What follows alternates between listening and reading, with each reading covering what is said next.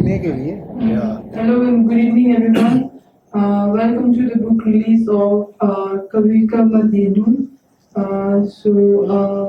To start with the program, I would like to request Professor Mahesh Deokar to proceed with the session. Should I stand? Where should I stand? Here. Yeah. Okay. So very good evening to all of you. Let me start with paying homage to the Buddha, our idol.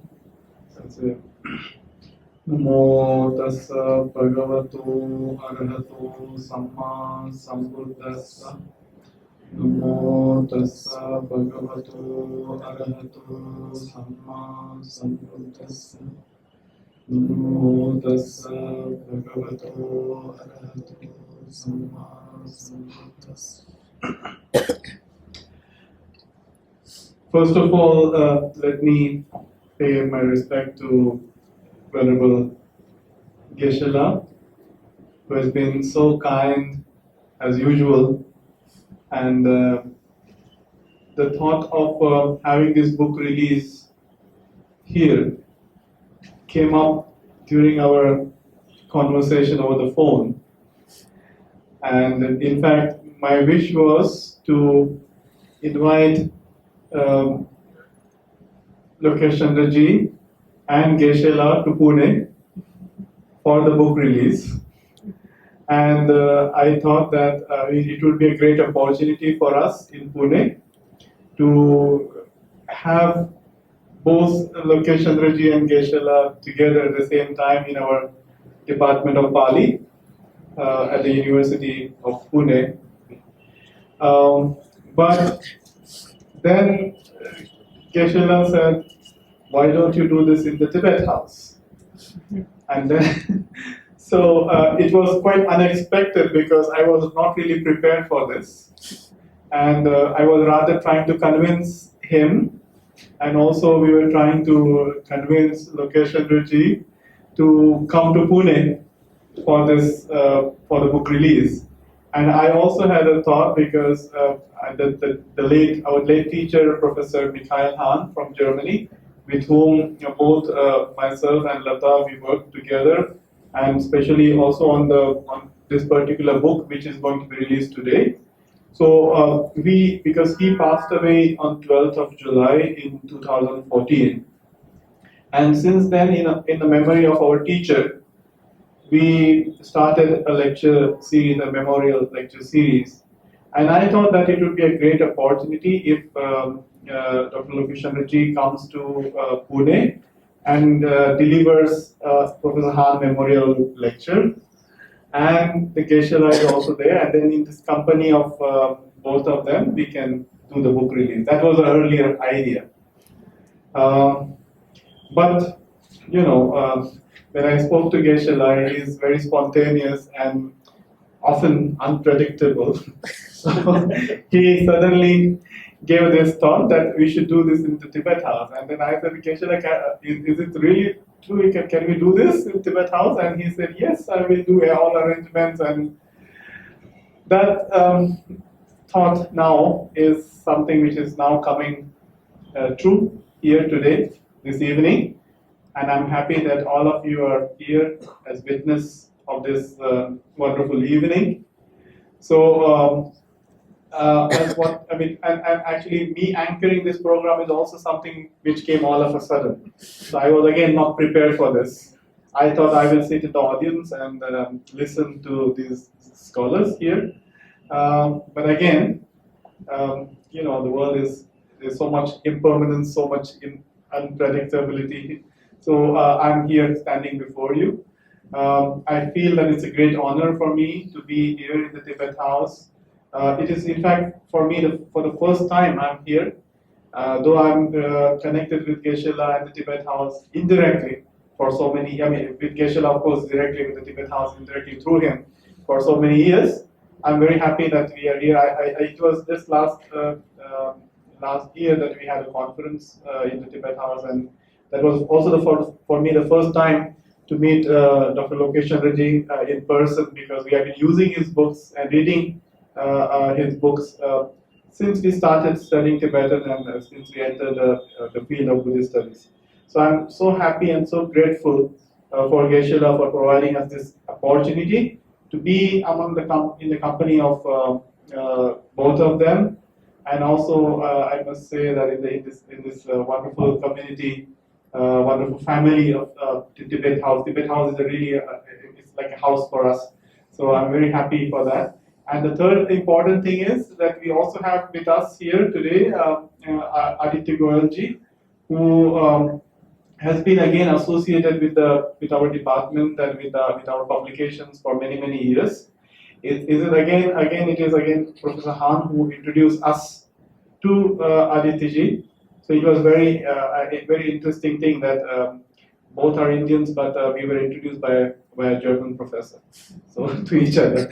And Professor Han was working with him for many years. So it is just because of him that we got to know Aditya ji, and then Lata published her first book. The first volume of this book was also printed by Aditya ji from Aditya Prakashan, and then since then we have been working with him continuously. And it is it's a great pleasure to have him as your colleague and as one of as a person with whom you are working. So I'm happy that all the three people are here in Delhi, here in Tibet House. So first of all, I thank Geshe-la for putting this idea before us, and then finally it is coming true. So with this brief introduction of how and why we are here, let me now turn to the actual purpose of this evening today. We are going to have this book release of this book. It's an academic book for which actually it's a result of, so to say, I think almost 15-16 years together now, because this is a book on which Dr. Lata Deokar, I'm calling her Lata because she's my wife, so let me tell you that. So, and I'm not referring to her as Dr. Lata Deokar. That's very odd for me to call her that way. But so she has been working on this text since her PhD and for her PhD topic. And then with Professor Han, I think she will tell you about the story about how her journey about this book. But this is an important text written by a Buddhist monk scholar from Vikramashila University, the ancient Vikramashila University, about the first half of the 12th century. And this book is important because it traveled. It did not remain confined to India or to the Nalanda tradition or the Vikramashila tradition. It spread all over India. It was used and referred to by many later scholars till almost 18th century. And wonderful thing about this book was that it traveled outside India. I mean, the very few books, they get this, you can say, have this opportunity or have this great great luck to travel and become global, so to say. So this text became global in terms of the Buddhist world. It traveled to Tibet. It was translated into Tibetan, not once, but 3 times, in 13th century, and then later in the 14th or 15th century, and then lastly, it was translated by the great Tibetan scholar Siddha Panchen in 18th century. And this book, it again did not remain confined to Tibet, but the book also became model for Pali scholarship, and there is only one lexicon in Pali called Abhidhana Padipika, and its commentator made use of this text. So it was studied in Sri Lanka, and then it was also used by this Burmese monk, Burmese minister actually, who wrote a commentary on on the Pali lexicon. So you can see that the text became so global. It was appreciated in the Buddhist world, in the Buddhist scholarship, not just only in the Sanskrit tradition, but also in the Pali tradition. So you can say this is a unique example where a text written by a scholar is accepted by his by his Buddhist fellow men in Mahayana and the Theravada traditions, and also outside the Buddhist tradition, accepted and referred to by the non-Buddhist tradition of scholarship in lexicography and also in grammar. So it's a wonderful treasure, and I think Dr. Lata will now speak more about it and will take you through this journey of her along with her experiences. So I would like to invite Dr. Lata Deokar to speak about the book. So and she will take you with her on this journey.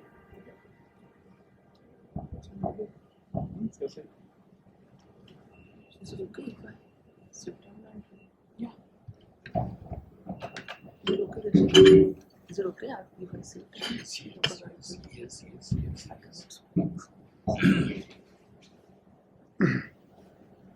Thank you very much, Mahesh, for introducing the text in nutshell. A very good evening to all of you. It's indeed a moment of great satisfaction for me today, mainly for three reasons.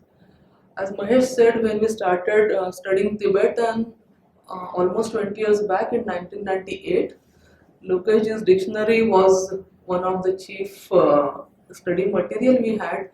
And then when I started working on this particular text, his edition of Situ Panchan's commentary and the Burmese translation of the Amar Kosh, I used them. And then when Geshe-la came to Pune during one of his visits to our place, I told him about Subhūticandra and his commentary, and Geshe-la was so fascinated by this text and its author that he always used to ask me, so how far you have progressed in the second part of the book, when is it coming out and all this thing. So I'm really happy and grateful that Geshe-la offered Tibet House for the release of this book. And third thing, because I was in the Central University of Tibet, Central Institute of Higher Tibetan Studies for almost 12 years, I always felt connected with the Tibetan tradition, Tibetan culture. So I'm really grateful that this launch is book launch is taking place at the hands of Lokesh ji in the august presence of Geshe-la and in the Tibet House. I could not have imagined any better place for the release of this book. So I'm really thankful to both of you for accepting our request. And now when I look back how my journey started with the Kavikāmadhenu, it was rather an accident. It was not planned. I had decided to work on Amar Kosh, the oldest available Sanskrit dictionary, completely available Sanskrit dictionary, because I had read many dictionaries, Sanskrit dictionaries. And then I had the opportunity to study Tibetan. So I thought that when I had to choose a topic, I thought that maybe I can work on Amar Kosh and Tibetan translations. And I told this to my supervisor, Professor Kavikāmadhenu, and he said, okay, yes, go ahead. But as he always used to say, that first read and then only we will register your name for the PhD course, not without reading.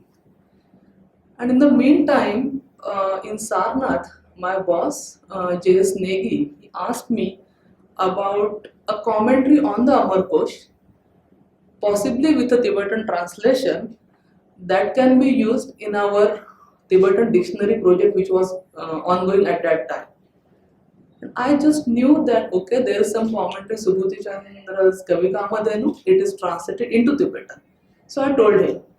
And both of us thought that the text has already been edited. So we sent someone to the library. And he said, no, we don't have anything like this. So I thought that maybe our library doesn't have a copy of this book, because the commentary is really very influential, so I could not imagine that no one has worked on it. And then, as Professor Barudkar asked me to read anything related to Amarkosh, I was reading Introduction to Jatarupa's commentary on the Amarkosh, which was edited by Mahesh Raj Pant, published from Motilal. And in the introduction, Mahesh Raj Pant mentioned that there are 4 manuscripts of Subhūticandra's Kavikāmadhenu, and the text has not been edited. So then I understood why I couldn't find it in the library, it was not there. So basically it started again with that small question, and then I did not realize, of course, that I would be working on that text to make it available. So I think I started working, registered for PhD in November 2001, something like that. So the text, my work is only 1 year junior to my daughter. She was born in 2000. So it's almost now 17 years that I have been studying this text. So now little bit about the Amarkosh. So Amarkosh is the first completely available Sanskrit dictionary. It was written by Amarasingha. There is no dating to the Amarkosh, if I am correct. I tentatively place it between 4th and 8th century. So it's a long span. Because Amarasingha quotes from Abhidharma Kosha Bhashya, one line. So then that's 4th century, and the first quotation from the Amarkosh is from 8th century. So that's the time span I put him in. And many scholars believe that Amarasingha was a Buddhist. There are several reasons to that, I won't go into detail. The first verse can be interpreted as homage to the Buddha. Then Amarasingha puts Buddha before the Hindu Trinity, Brahma, Vishnu and Mahesh. So Buddha's names come before the Buddha, Hindu Trinity, and then names of Bodhi trees, they come at the beginning of all the trees, names and synonyms. So for these basically 3 reasons, scholars believe that Amarasingha was a Buddhist, but there are many claims, and Jains say that he was a Jain, and then Brahmanical tradition believes that he belonged to that tradition. So that was about the Amarkosh, and this is the first dictionary of Sanskrit language that is available in its entirety. The text was really very influential. We have at least the new Catalogorum records 80 commentaries on this text. So this is really, it was really very popular. The first commentary was composed somewhere at the end of the 10th century in Bengal, and the last one was written in Orissa in 18th century. So it is 800 years span and 80 commentaries. Not only in Sanskrit, but we have commentary in Sinhalese, one commentary in Sinhalese, one in Newari, and one in Tibetan. So that's the scope of this spread of Amarkosh, and then we have one Pali adaptation, as Mahesh said. It's Abhidhanapa Deepika. It was composed in Sri Lanka in late 12th century, and one in Tibetan, composed in 1210 by Sakya Pandit Kungagyalsan. So that was Sikter. So these are 2 adaptations of the Amarkosh. And then if we see the Tibetan tradition from 12th century, early 13th century, when Sakya Pandit composed his Sikter, up to 1912, Tibetan scholars who composed dictionaries, Tibetan Sanskrit or Tibetan dictionaries, they made extensive use of Amarkosh. So they have quoted from the Amarkosh. So we do not know any other text from lexicographical genre which exerted its influence not only in India for 8 centuries, but also outside India, so Tibet, Sri Lanka, and it must have reached Burma and other parts because there are many. I think there is much material there, and it was translated also in Burmese. But that's I think late 19th century, or late 20th century that lexicon was translated into Burmese. So we do not know any other lexicon. I mean, Buddhist texts were transmitted to various parts of India, Tibet, or Central Asia. But any secular work that traveled so far and remained so influential for all these centuries, I think this is a single example.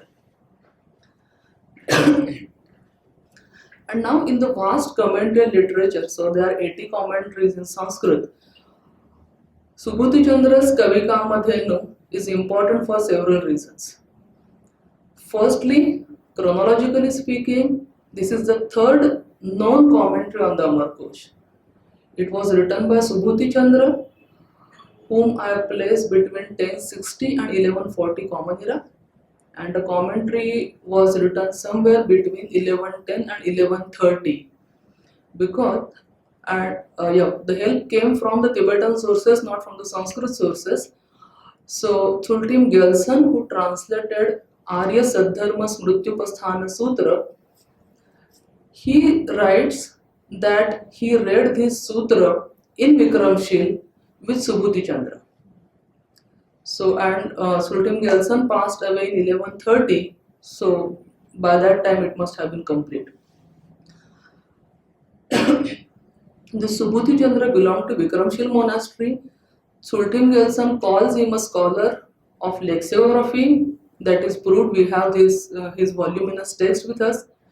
Then he was a scholar of grammar. That is also evident.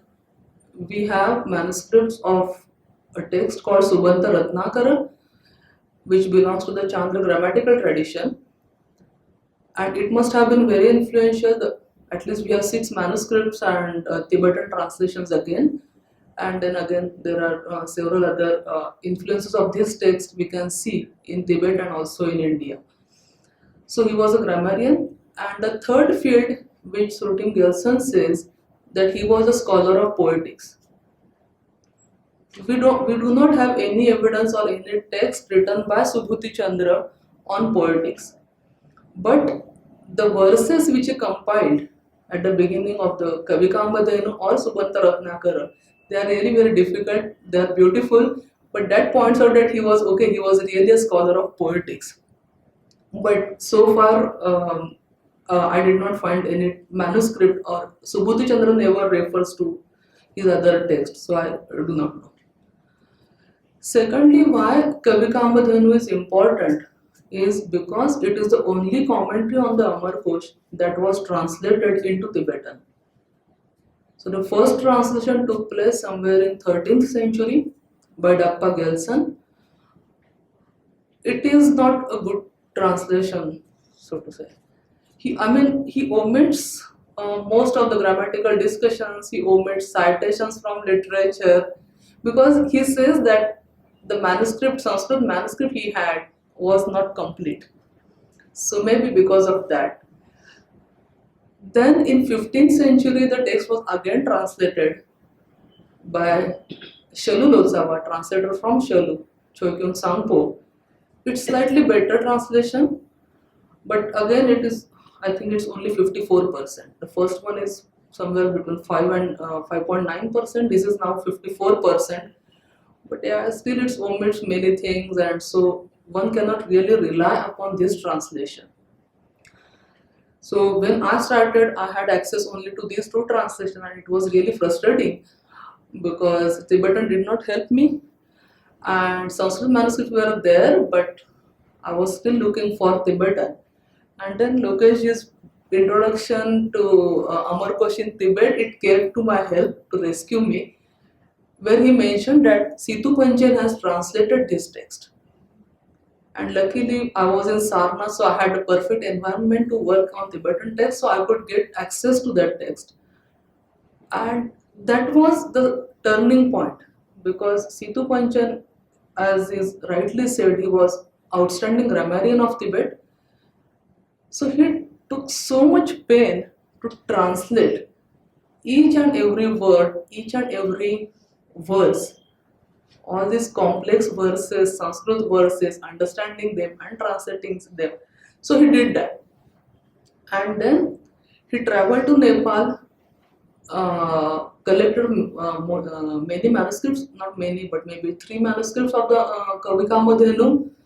So his edition or his translation is really the best one.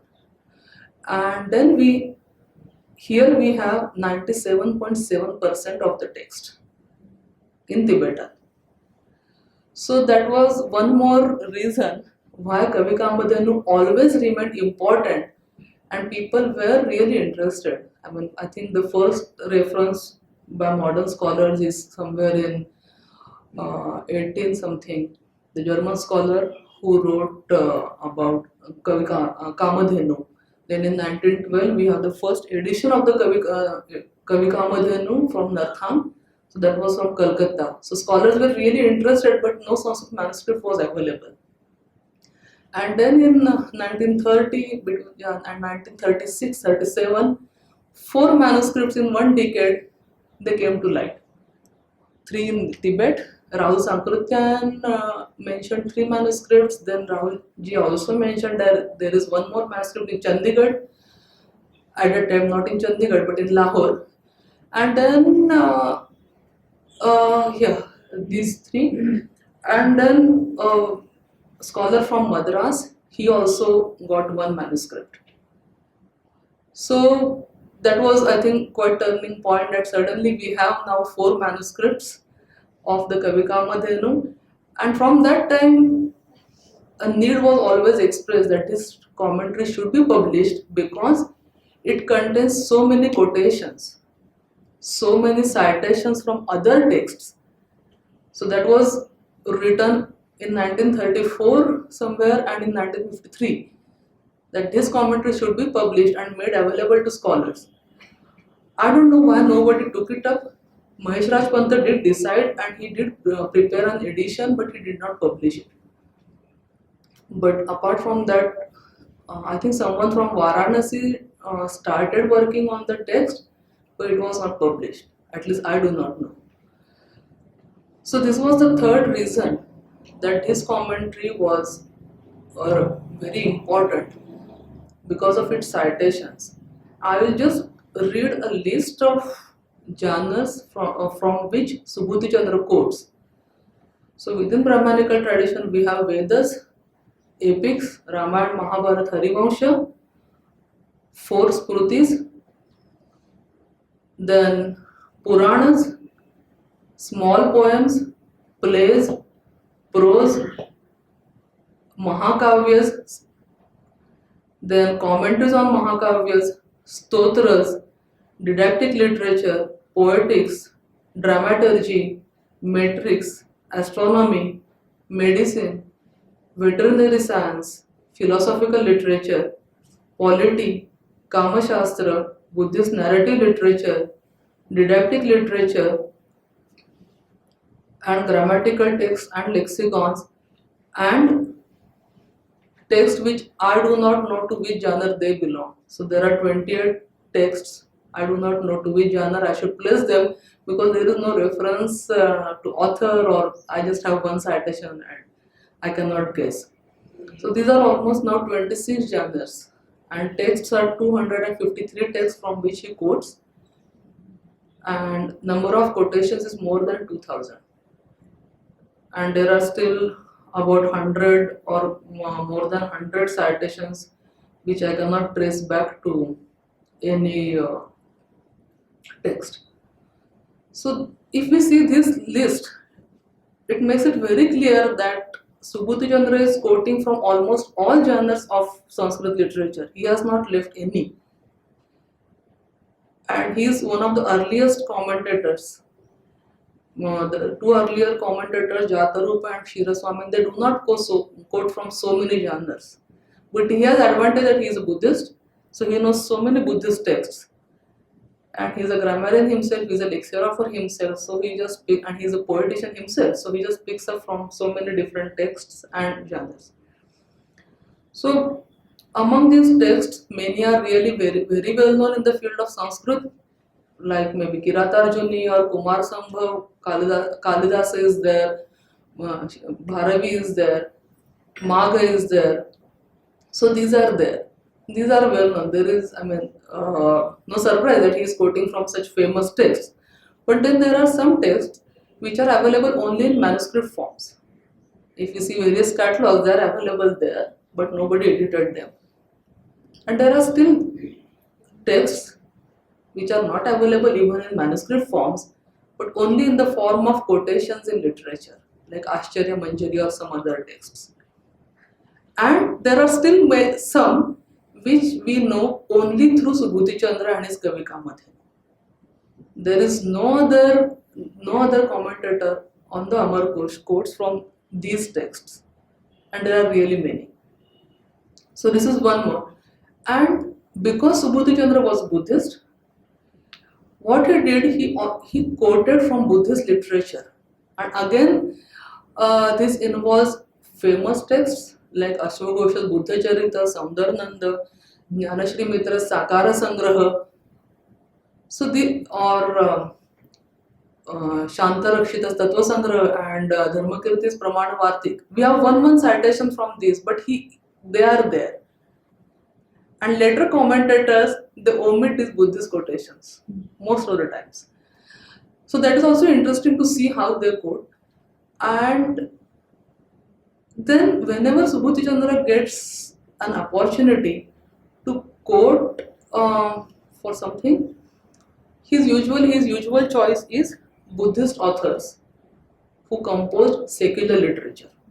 For instance, in the field of metrics, he quotes Ratnakara Shanti's Chando Ratnakara. Ratnakara Shanti was a Buddhist. Then in grammar, he quotes from Ratnashri Jnana's Chandra Vyakaran Panjika and then Purana Chandra's Shabda Lakshana Vivarana Panjika. So whenever he has opportunity, Buddhist writers and secular texts, or Buddhist writers and Buddhist texts. So he makes it very clear that it's a Buddhist. Even if Amar Kosha is not Buddhist, so to say, he makes it very clear that his commentary has that Buddhist flavor throughout. So, benediction, all that's there. But apart from that, with these quotations, it's really very clear that he wanted to make it Buddhist. So I think for me, all these citations and discussions, grammatical discussions, or whether this word is correct or whether that word is correct, all these discussions, they're really lively. And that's what kept me engaged in this text even after I finished my PhD. So I finished it in 2007, 2008. And then in 2010, as Mahesh said, Professor Mikhail Hahn, he came to Sarnath for a workshop. And I had to gather courage, I must say, that I had to gather courage to meet him and to ask him, can you go through my thesis and make suggestions? And to my greatest surprise, he immediately said yes, and come to my hotel with a PDF of your thesis. So Mahesh was not with me, my supervisor had already left Sarnath, so I was all alone. And I was really tense because it's a different thing. You talk to someone else and you talk to Mikhail Hahn, about whom we had heard so many stories that I was really afraid of meeting him. But then I went and he said that I don't know anything about this text. Tell me what you know.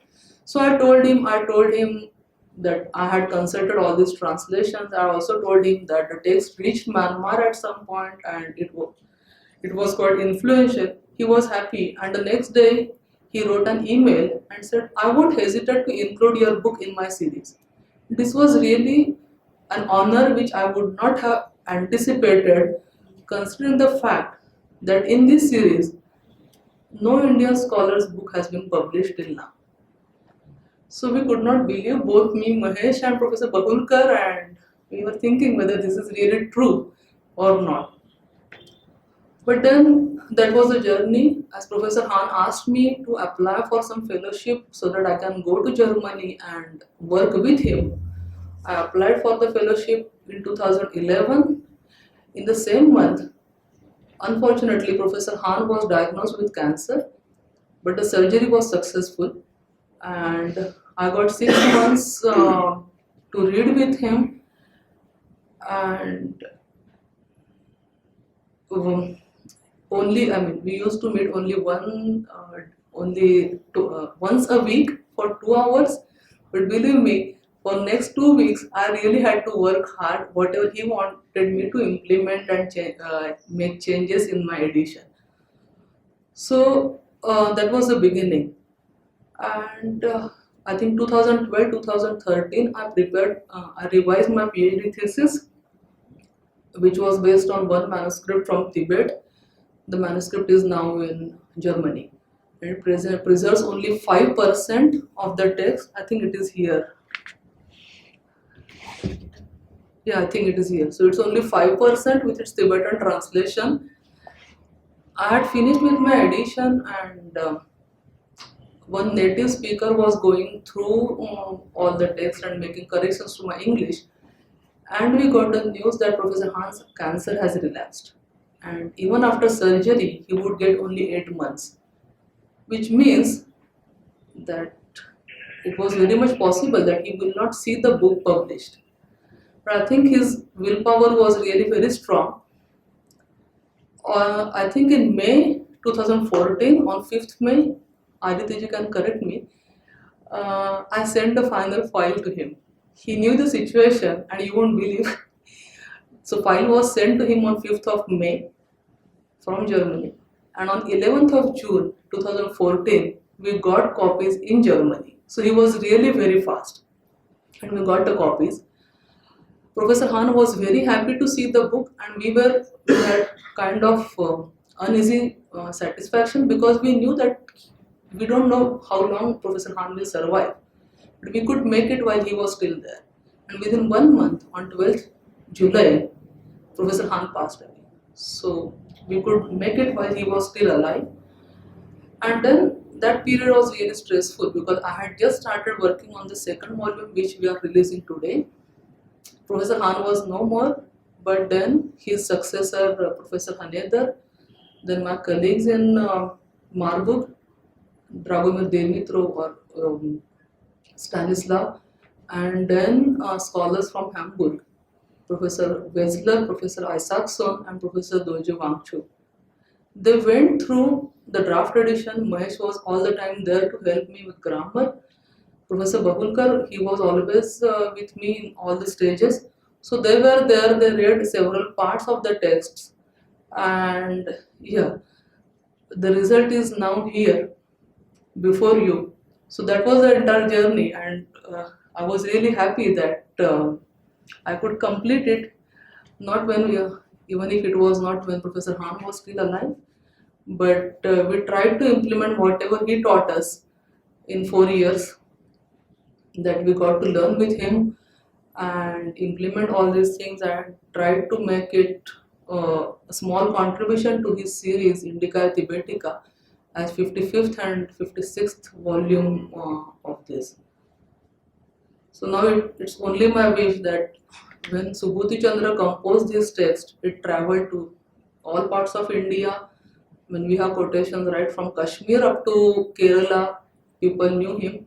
Then it reached Tibet, it reached Sri Lanka, it reached Myanmar, and then it must have reached Thailand at some point, and then to Mongolia maybe, I'm not sure.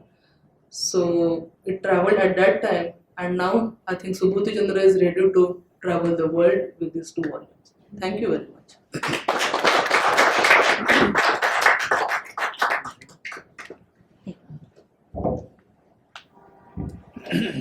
Thank you very much, Lata, for sharing this journey.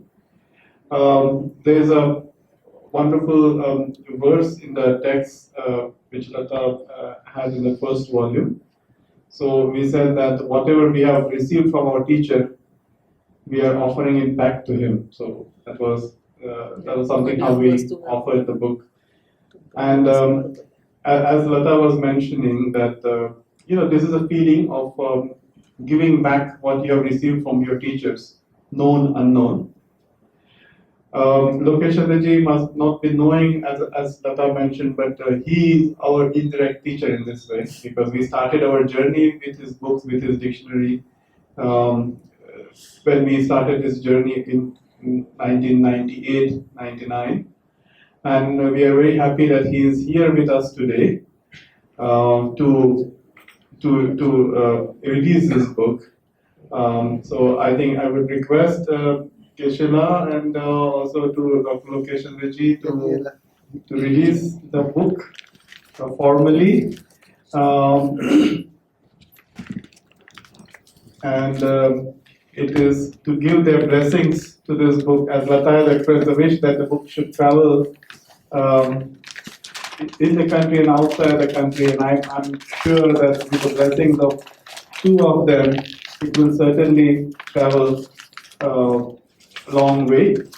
And it is something like, it's a great feeling that something which was written in 12th century was lost to us, not known, and is now again being released and handed to the scholarly world.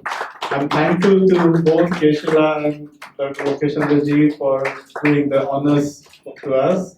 So thank you very much. Actually, when we had this idea, and Aditya ji, we should thank Aditya ji for asking Lokesh Chandra on our behalf whether he can accept to release the book with his auspicious hands, and I'm happy that he has also kindly accepted this request. So I would now request Dr. Lokesh Chandra to say a few words.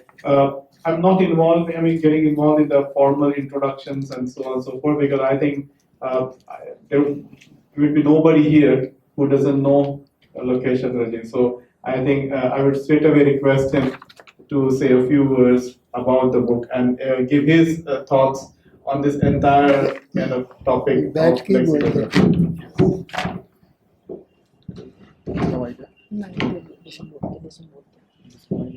When they say beautifully printed book, number one, it's always a pleasure to see a book which you can read without any strain on the eyes.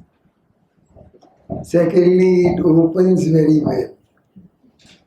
You can put the book and also, like this. The folios will remain open as long as you want. Because this is a text, very complicated text, mostly grammatical explanations of words.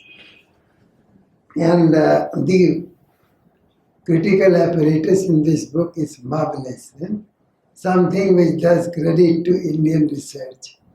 I always thought that in India, after our generation, the research work in this country will perhaps go down. But now with this book, I feel assured that the standards will be maintained everywhere, perhaps even better than what we have done so far. The question is, Amara question. When we were small children, the first thing when I started to study Sanskrit was to memorize the Amara question. So Amara Kosha is the first Sanskrit text that you begin to read besides the Raghuvansha. Perhaps Raghuvansha, the melody of the Raghuvansha cannot be repeated by this. But still the stanzas are remarkably well done. Question is whether there was a Shaiva counterpart of the Amara Kosha. I have been working on the Indonesian version of the Shaiva Amarmala, not Amara Kosha, Amarmala. So, there was a Shaiva version, there was a Buddhist version. But what I would like to say in this book, that Situ Panchen lived in an era when they were trying to understand Sanskrit. He was, I think, quite close to the Chinese imperial court. That is my feeling. Why?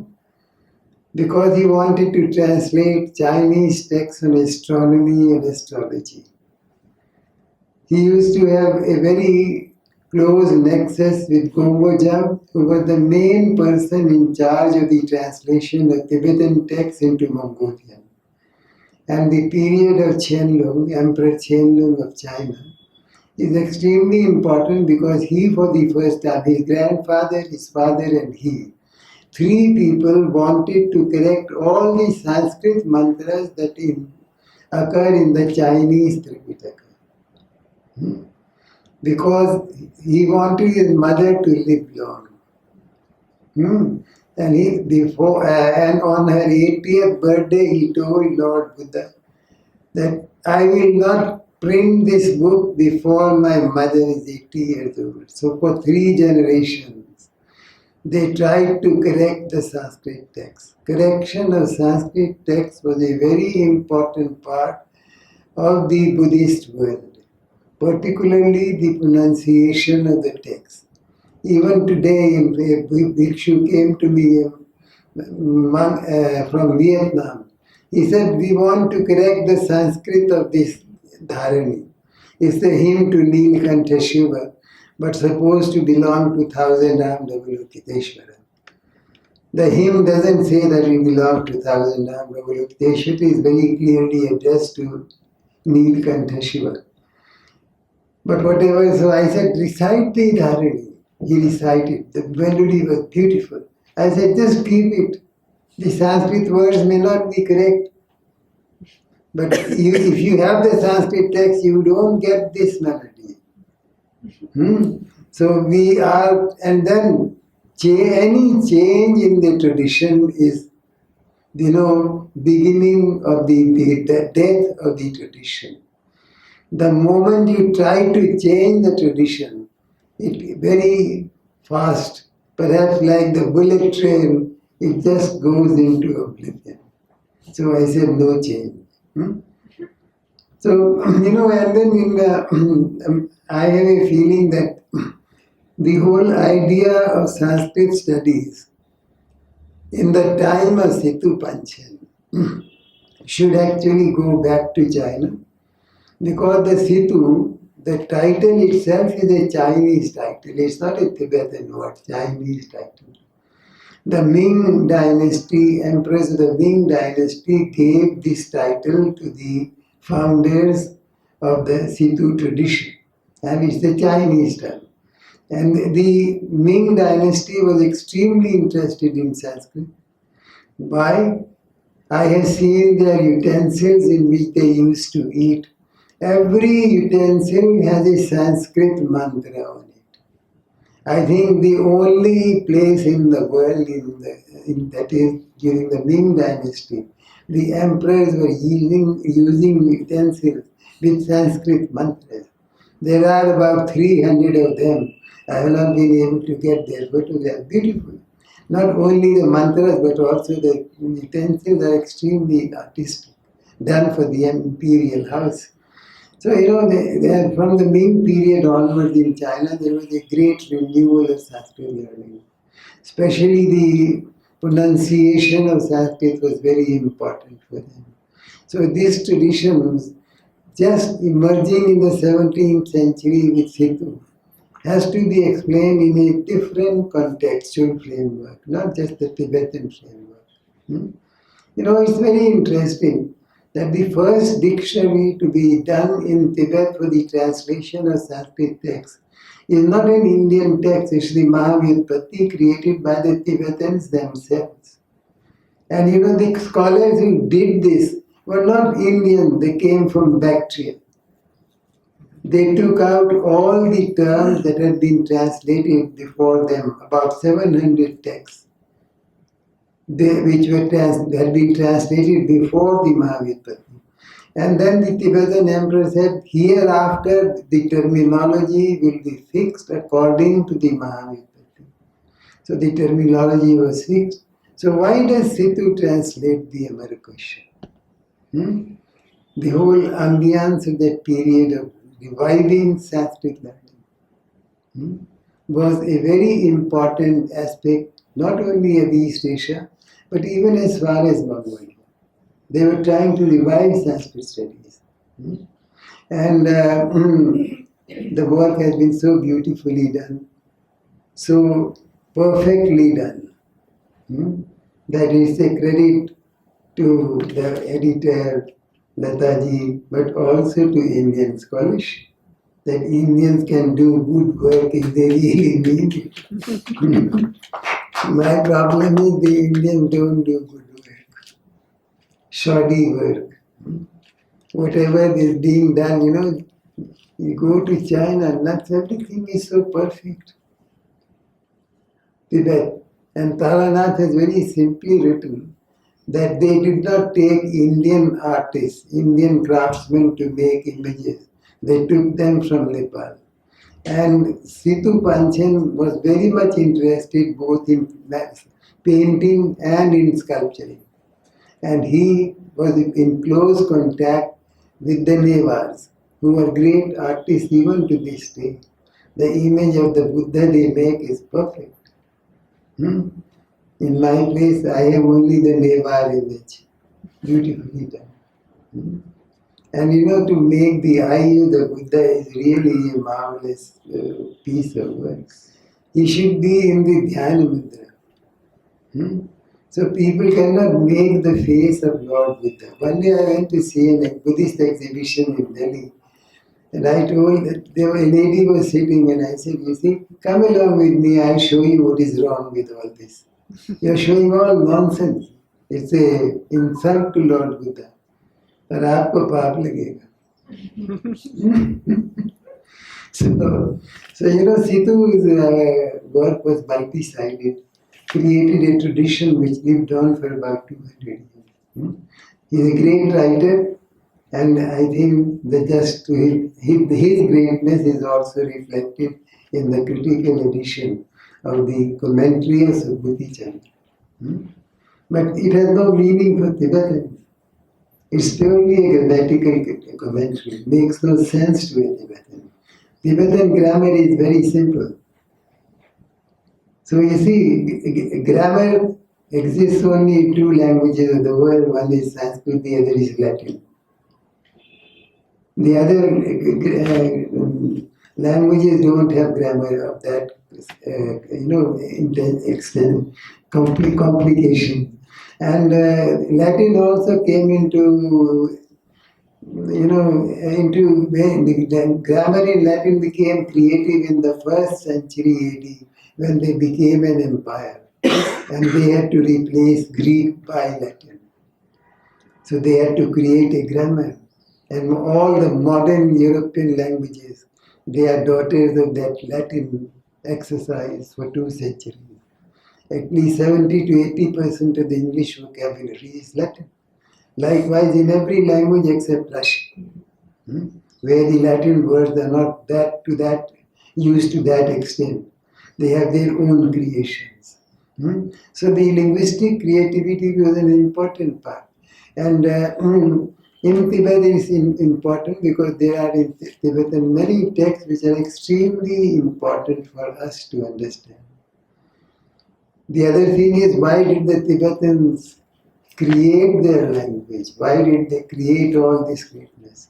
That is reflected in the name of the capital of Tibet itself. The Tibetan emperors were formerly in the Yarlung Valley. When they came to Lhasa, the city of Lhasa was just a small hill where shepherds used to graze their goats. Lhasa means the goat city. From goat city they made it to Lhasa, the city of gods. And that is how the Tibetan mind functioned for the last 13 centuries. And precisely in that context, whatever had been done in India, they tried to recreate that in Tibet.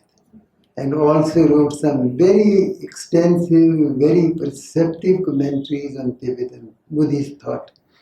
And another thing is that the tradition of Situ was very close to Kashmir Shaivism. And because they were close to Kashmir Shaivism, they were more or less departing from the Buddhist tradition. So the fifth Dalai Lama, just shut down all their monasteries and so on. but I don't go into that aspect. But the very fact that he translates Sanskrit texts is his proximity to the Indic tradition and also a departure from the Tibetan norms. Thank you.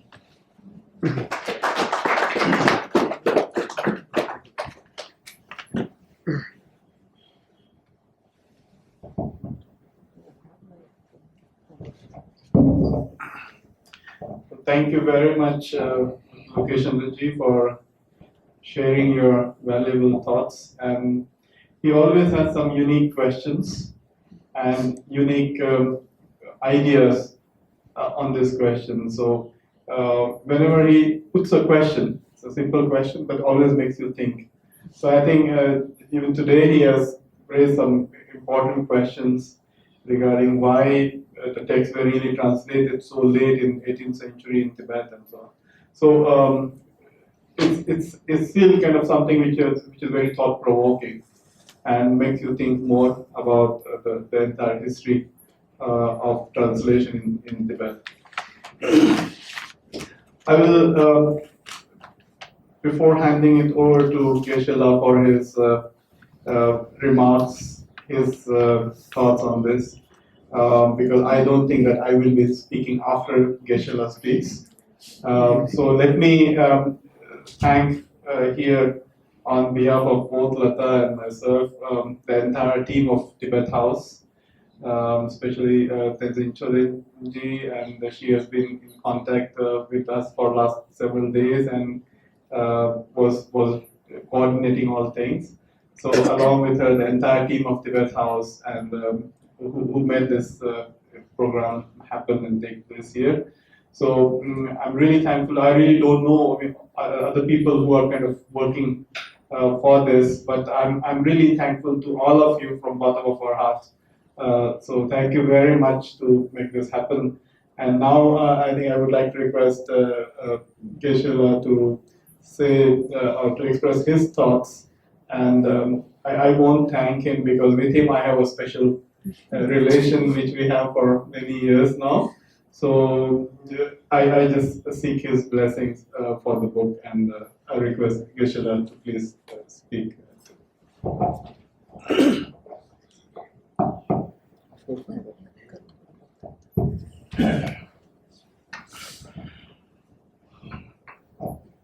It is a great honor for all of us to be amidst or to be with Dr. Lokeshandraji, who is highly respected all over India, all over the world, for his scholarship and for his originality in many disciplines pertaining to Buddhism, literature, language, and so forth.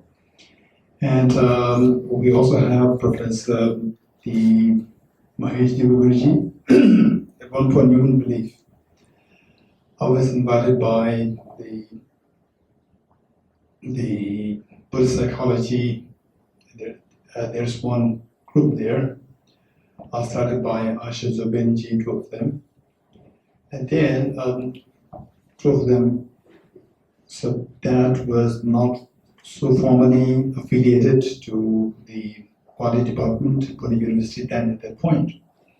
And they were constantly talking about Professor Maheshi, and sometimes referring to Professor Deokarji. They were, I thought, who is this Deokarji and who is this Maheshi? And finally, I can realize this is the same Professor Mahesh Deokarji here now. Okay, and you wouldn't believe his qualities. One thing which really made me so happy to feel so comfortable with him was his scholarship. Incredible scholarship, one you wouldn't believe that. And then the number two is the feeling of warmth with anyone, and the humanity, incredible quality of the humanity, the generosity, incredible quality of the purity. These are the things which really attracted me towards this professor. I was so impressed. And then I remember we were, I think, somewhere in one museum. Where was that? No? Nalanda, yeah. So it was, then we were not so exposed to each other or related to each other. And then I saw two of them there. And then later on, they were, just looking at the manuscripts. And then later on, we come to know each other more closely. And then during one of the discussions, then the Dr. Lataji, she was talking about this book very casually. And I personally, my journey is very different. My journey is not really into the language, not really into the lexicography and so forth. My journey is more into philosophy and psychology. And yet, I always appreciate any piece of knowledge, and particularly something which is very complicated, which people don't really touch. And then somebody is talking in a very sophisticated, very professional way with the Tibetan text. I was so impressed to the Benjamin's commentary. I was so impressed, and I listened to her more, and I could see that she's really a professional in this area. I was so impressed, and then I asked her, "What about the research works?" And she told me about the second book coming up. And I said, if you do that, just let me know that you have to speak on this. It must not remain as a hidden treasure. It must come on the surface. So for that matter, I must make it a point that the incredible, great work that you did must be appreciated by as many people in the world. So for that matter, in my capacity, whatever I can be of some help, I'll be very happy. So with this in mind, so for the last the few years, I've been always thinking to create some platform whereby Dr. Lata can actually come out and speak on our book.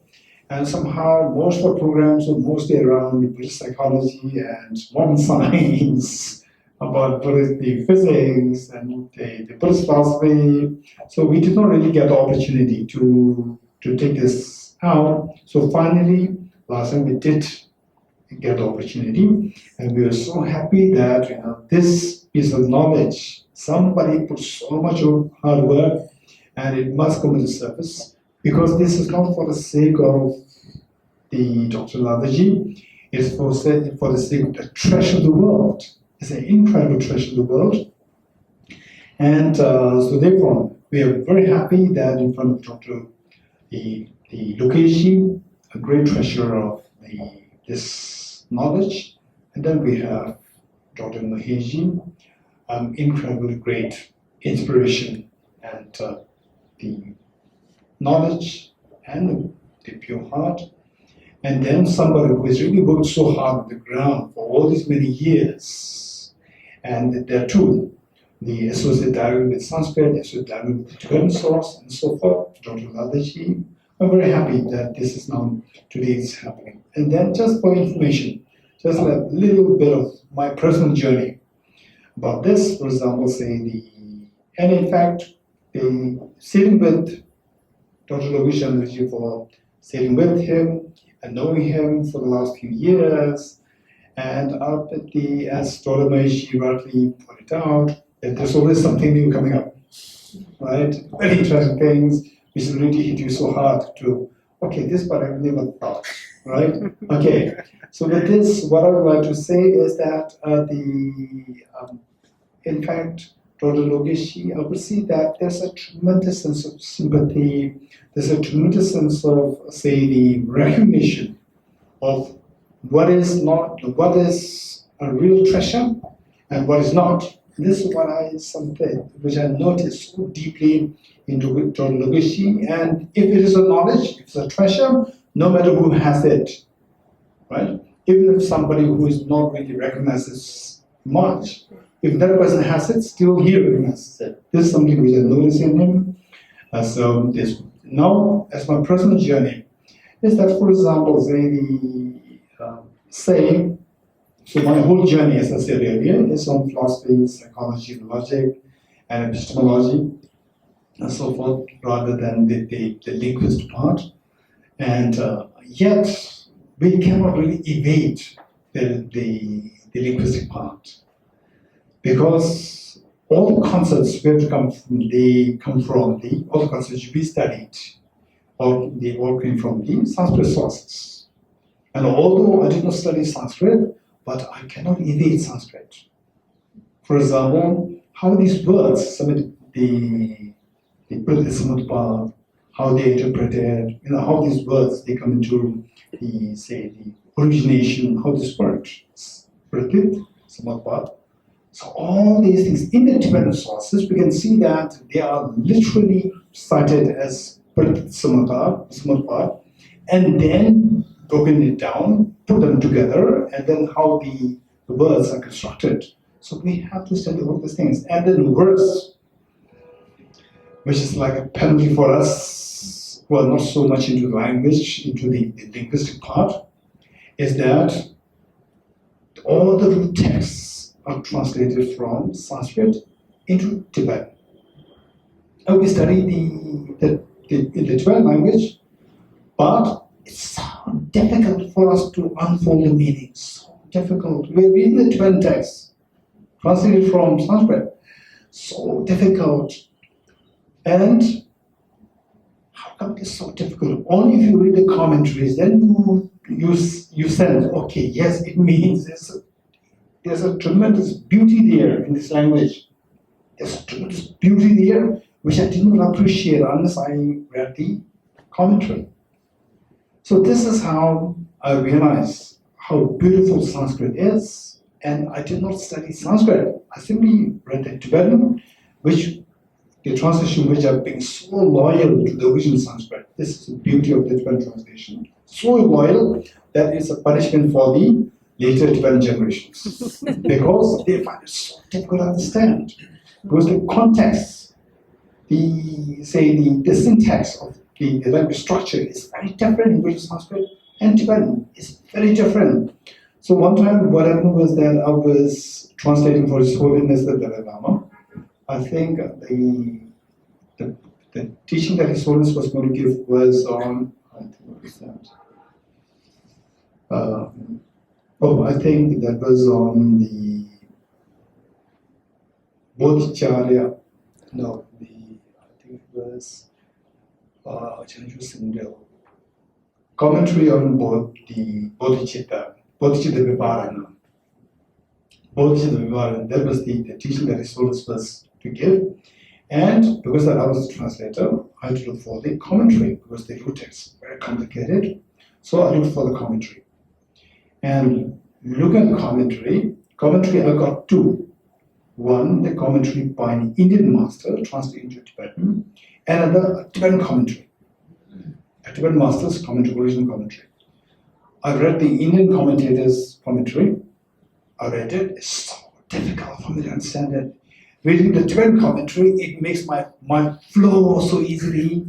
Then I realized that, wow, this is the difference in the language syntax between the two. So therefore, for us, the original Tibetan, the Tibetan king, and the Tibetan translators, they are so loyal to the original source, the Sanskrit.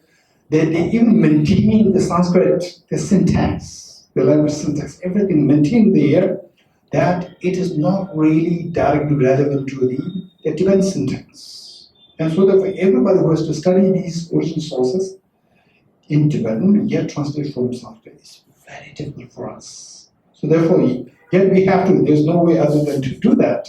Right? So therefore, the point that I'm saying is that when I saw this, the very challenging, and then seeing this, because I went through all these experiences myself, then seeing this, one young Indian girl did it, and did such a good task, did a great job.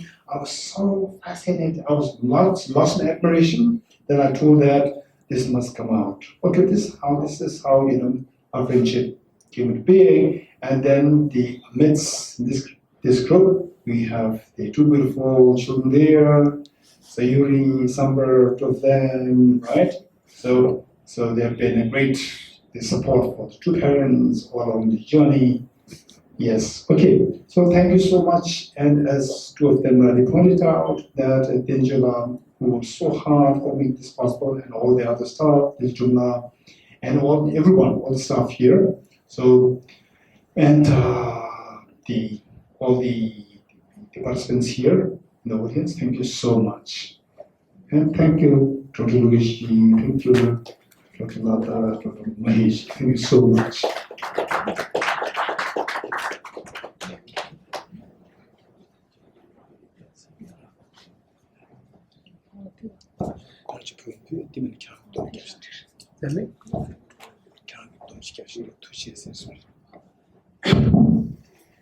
Thank you very much. And to conclude the program, on behalf of Tibet House, we would like to present a souvenir to our delegates. And may I please request Geshe-la to do the honors?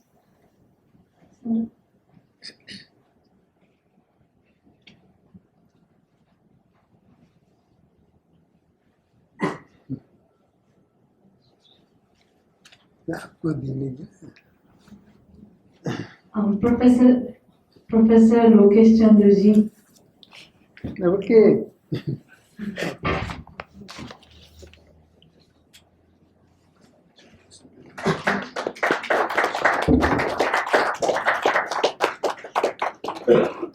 Professor Lata ji.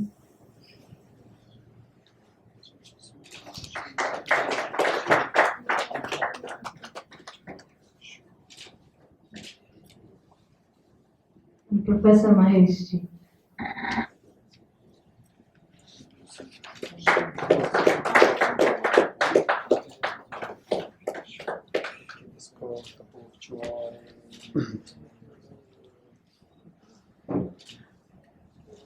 Thank you very much. And thank you very much. And we hope to see you in our next program. Thank you all. Thank you all for coming.